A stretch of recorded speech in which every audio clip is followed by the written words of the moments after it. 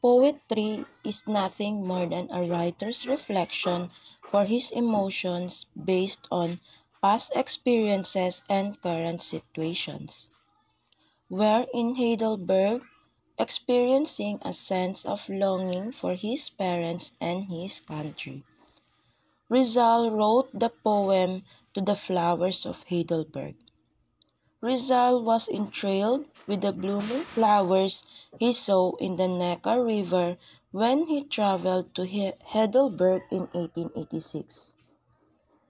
He was amazed by the flowers along the Neckar River in Heidelberg, particularly the forget-me-nots, which inspired him to write the poem A Flores to Heidelberg or to the Flowers of Heidelberg. His poem A Las Flores to the Heidelberg or to the Flowers of Heidelberg, which was written on April 22, 1886, is merely an expression of his sadness as he thinks back on his incredibly beloved family.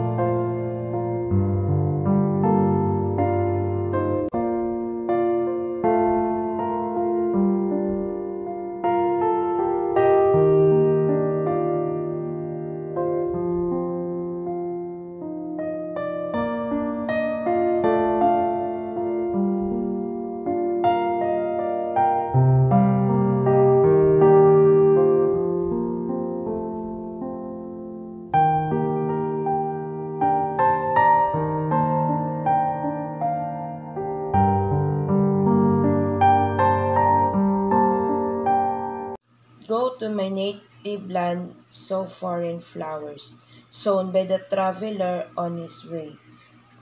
And there beneath its amure sky, where all my affections lie, there from the weary pilgrims say, what fate is in that land of ours.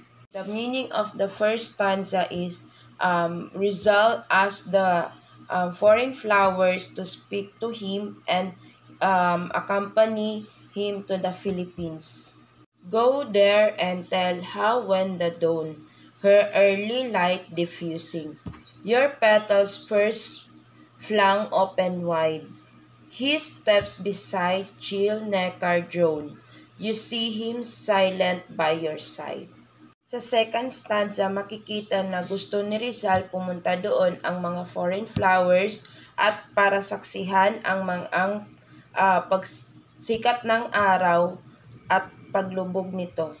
Upon its spring perennial missing, stay how when morning lights, all your fragrance stealing, whisper to you as in mirth, playful songs of love's delight.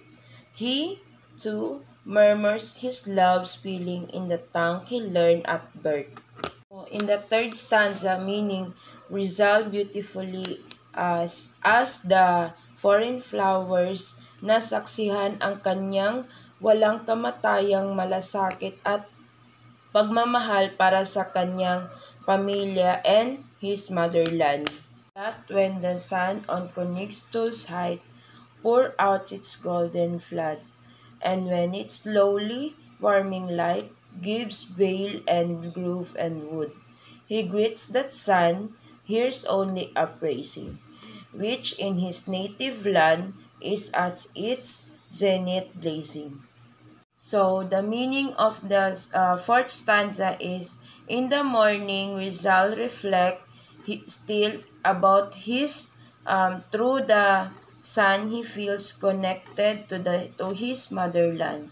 And tell there of the day he stood near to the ruin the castle grey, by Neckar banks or the shady wood, and plucked the yew from beside the way.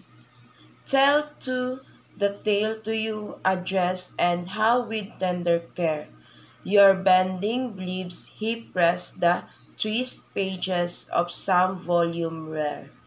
The meaning in the fifth and sixth stanza is Rizal poetically tell his plan for the foreign flowers, and to carry his message to his motherland, he plucks them and preserves them in his back.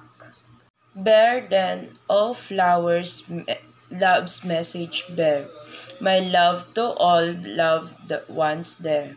Peace to my country, faithful land, faith where on my stand, and virtue for its daughter's care. All those beloved creatures greet, that still around home's altar meet. In this seventh stanza, Rizal wishes his motherland to have peace, to be faithful, land virtue to women, and courage to man. And when you come unto its shore, this kiss I now on you bestow, fling where the wing breezes blow, that borne on them it may hover o'er all that I love, esteem, and adore. In the eighth stanza, Rizal tell of what he wants, that his kisses on the flower may be carried by the wind to his family or loved ones. But though, O flowers, you come unto that land, and still perchance your colors hold, so far from the heroic strand, whose soil first bathed your fragrance will expand. Your soul that never quits the earth, whose light smiled on you at birth. So the final stanza contemplated its complete futility.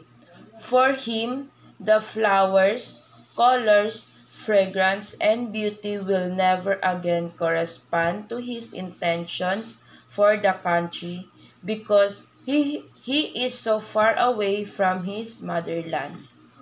Rizal used the flowers of Heidelberg as his symbols of his love for his motherland. The beauty of the flower is comparable to the way he looks at our country, that anyone who will see the flower may get in touch with Rizal's concern for his motherland.